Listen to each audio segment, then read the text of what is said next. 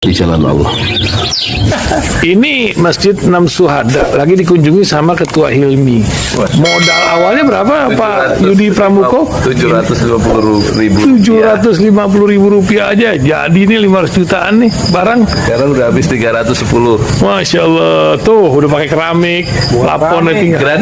Granit tuh kayak marmer. Tuh, Masya Allah nih, sampai juga kita ke sini.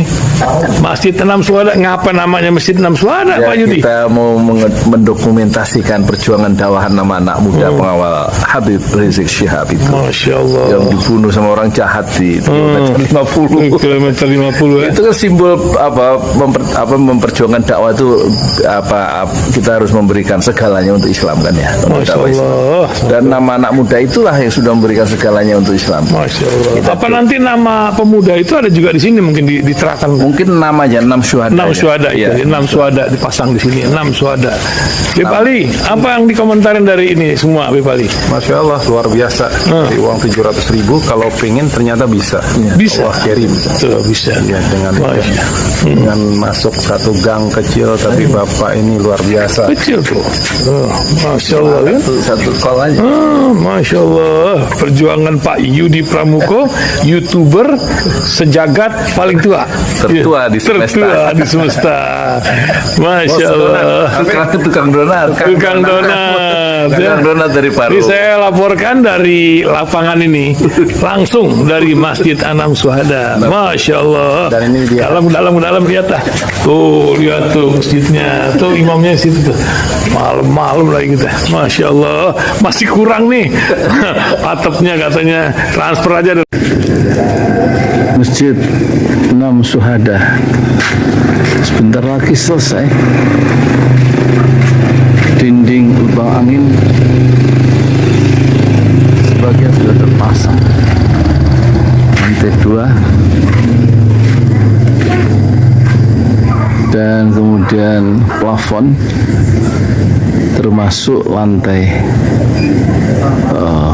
bukan keramik, granit 150 dus bersama tiang-tiang yang ada 16 setinggi 4,5 meter.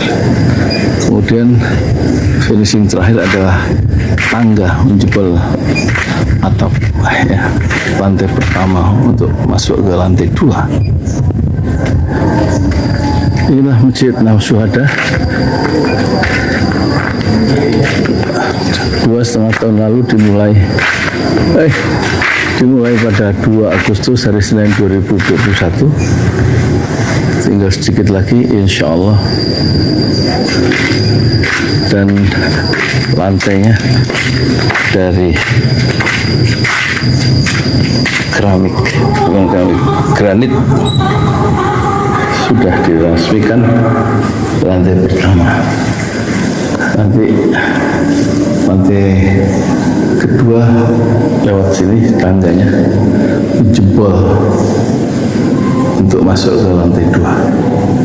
Inilah Masjid Enam Syuhada yang sangat megah karena dari bahan-bahan pilihan kualitas nomor 1.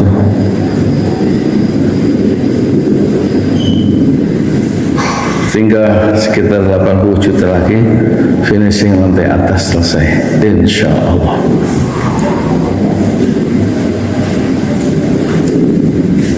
Ya, inilah Masjid Enam Syuhada yang sangat bersejarah ya dalam sejarah dakwah Indonesia modern insya Allah, karena ini dibangun dalam konteks kezaliman rejim penguasa yang sudah membunuh 6 santri dari front pembela Islam, dan kita abadikan pengorbanan dan perjuangan dakwah mereka sehingga kita sebut namanya Masjid Enam Syuhada. Mereka mengawal perjalanan dakwah gurunya Habib Rizik Syihab, dan mereka dicegat oleh orang-orang jahat di kilometer 50. Saya Yudi Pramuko, tukang donat dari Parung Suber, tertua di semesta fasbir sabrun jamila. Bersabarlah dengan kesabaran yang indah. Assalamualaikum warahmatullahi wabarakatuh.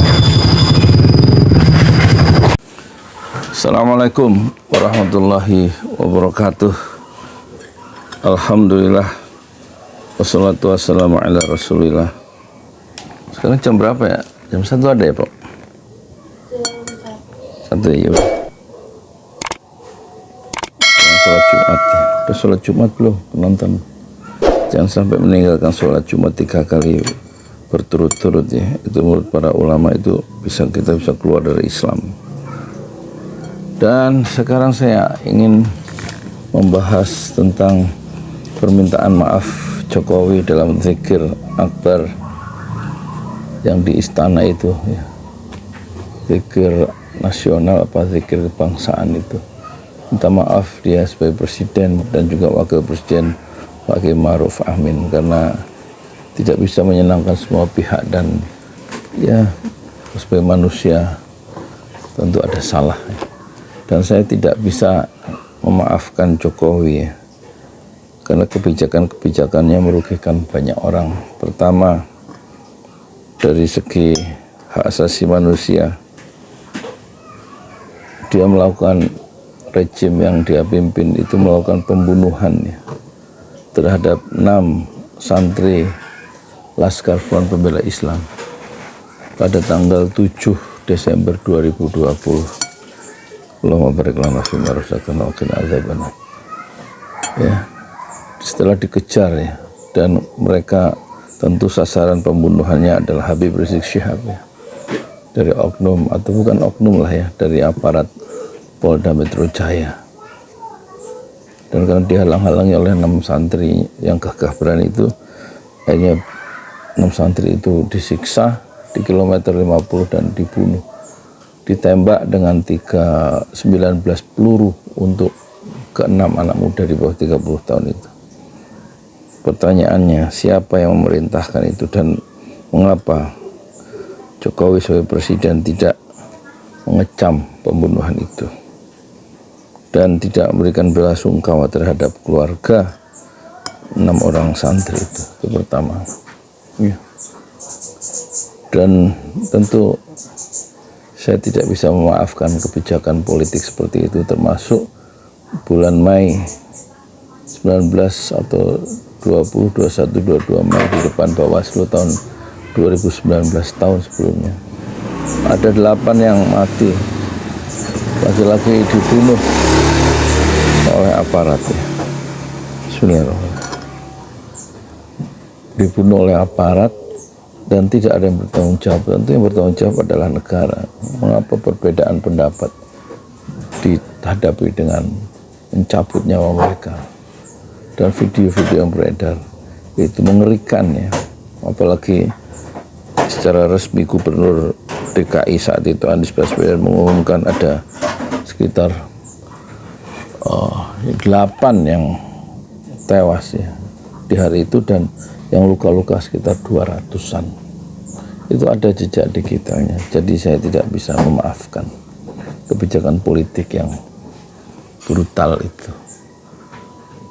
Kemudian yang tentu tidak bisa kita maafkan adalah dicoretnya ya, R80 ya, proyek pesawat R80 Ilham Akbar Habibie dikeluarkan dari proyek strategis nasional, padahal itu satu karya besar ya, dari bangsa kita yang harus diteruskan setelah N250 itu terbang ya, tahun 95 setelah 25 tahun dirintis oleh B.J. Habibie dan sekarang diteruskan oleh anaknya ya, tapi tidak mendapatkan proteksi politik, justru dicoret dari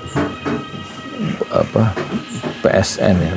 Alasannya karena proyek R80 Regio 80 ya, itu ya mohon maaf ya, ada yang benerin itu kulkas jadi berisik. Padahal itu satu karya besar yang harus dilindungi, diberikan pembiayaan. Alasan dicoret waktu itu yang saya baca di media sosial karena proyek itu tidak akan selesai sampai jabatan Jokowi berakhir tahun 2024. Itu dicoret tahun 2022 atau 2023. Tapi faktanya IKN itu menempuh hampir 30 tahun dirancang, juga keluar dari jabatan Jokowi yang berakhir 2024, tidak selesai juga. Termasuk kereta cepat juga tidak selesai, malah dia 139 tahun baru lunas. Jadi ini ada perlakuan yang tidak adil. Justru proyek-proyek strategis nasional yang karya anak bangsa sendiri yang sudah dirintis oleh B.J. Habibie, putra Indonesia asli, dengan mendirikan pesawat di Bandung, pesawat di PTN yang kemudian diganti menjadi PT Dirgantara di zamannya Gus Dur, Presiden Abdurrahman Wahid. Itu di zaman Jokowi proyek itu dikeluarkan. Ya, tentu mengecewakan ya, sebagai bangsa seolah-olah menutup peluang bagi pengembangan teknologi tinggi bagi bangsa Indonesia sendiri yang sudah dirintis tahun 70-an itu. Itu yang kedua ya. Justru proses added value itulah yang ada di pesawat itu. Dengan sebelumnya mengirimkan anak-anak muda ribuan mahasiswa ke luar negeri untuk menguasai teknologi tinggi, justru industrialisasi ya, atau proses nilai tambah itu kemudian disederhanakan, dimudahkan dengan hilirisasi, dan berbeda sekali hilirisasi dengan industrialisasi. Dan sukar ya saya maafkan pencoretan proyek pesawat ya, R80 ya, yang harusnya menjadi kebanggaan dan bisa mengubah mindset kita sebagai bangsa Indonesia yang menghargai teknologi tinggi. Kalau 2% sebuah bangsa menguasai high-tech, kata B.J. Habibie, maka bangsa itu pasti maju. Dan kita sudah di jalan track yang benar ketika membangun industri pesawat terbang PTN itu. Dan yang ketiga, tentu ekonomi yang katanya meroket itu selama 10 tahun tidak lebih dari 5%. Jadi itu tidak bisa dimaafkan kesalahan dalam pengelolaan ekonomi. Dan tidak bisa disalahkan pada COVID ya. Semua dunia juga mengalami adanya COVID yang bisa melakukan perlambatan ekonomi. Tapi selain COVID, dari 2014 sampai 2024, masa pemerintah 10 tahun, ekonomi tidak meroket sebagaimana janjinya. Begitu juga janji terciptanya lapangan pekerjaan 10 juta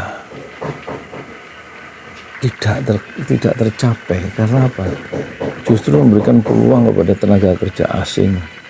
Ada sekitar 15.982, hampir 16.000 proyek-proyek Cina di Indonesia. Diberikan karpet merah orang-orang asing, bukan transfer teknologi, tapi menjual barang-barang Cina dan mengeduk ya nikel Indonesia. Selama 13 tahun akan habis, kata Faisal Basri.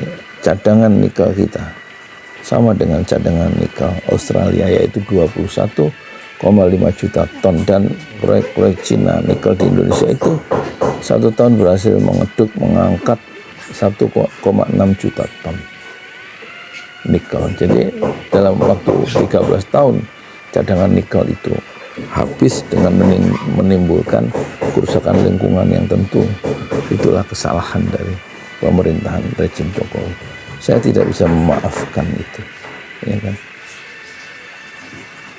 Terus dari segi apa lagi? Ya, dari segi demokrasi, dia mengagungkan, mempromosikan anaknya, mantunya dengan cara memberikan karpet merah lewat Mahkamah Konstitusi, lewat Mahkamah Agung. Yang kedua institusi itu selain KPK yang dilemahkan, juga KPK dirusak ya, direkayasa, cawe-cawe. Itu untuk operator-operator Jokowi yang mengerjakan itu tidak langsung Jokowi, tapi itu kan bagian dari rejim Jokowi. Sehingga sekarang terjadi apa istilahnya, menguatnya dinasti politik dikasih contoh oleh Jokowi untuk anaknya, untuk menantunya, ya. Dan itu akan memberikan inspirasi penguatan dinasti politik di daerah-daerah karena Jokowi melakukan contoh yang buruk ya. Dan itu tidak bisa kita maafkan dan harus diubah ya, harus diperbaiki kerusakan demokrasi itu ya. Dan sekarang itu beberapa catatan ya yang tidak mungkin hilang begitu saja ya.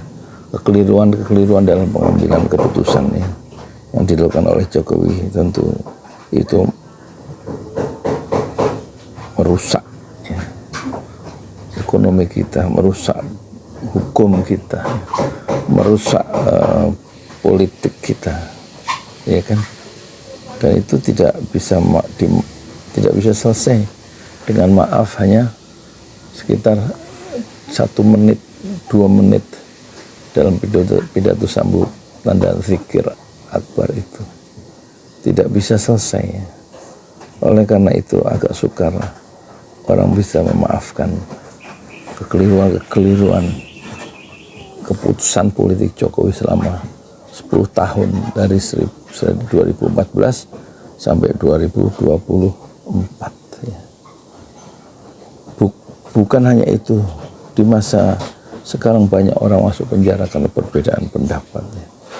Syahganda Nainggolan, Anton Permana, Ruslan Buton, Jumhur Hidayat, Gus Nur, Gus Baha, dan kemudian penghentian pengajian yang dilakukan oleh ormas tertentu tapi dibiarkan oleh negara, pembubaran HTI, Hizbut Tahrir, pembubaran ormas Front Pembela Islam itu terjadi dalam rejim Jokowi dan itu sukar untuk dimaafkan. Jadi kerusakan demokrasi itu bagaimana cara memperbaikinya? Apakah cukup hanya dengan minta maaf? Seharusnya direvisi pasal-pasal peraturan-peraturan yang sudah dibuat yang merugikan kita semua. Assalamualaikum warahmatullahi wabarakatuh.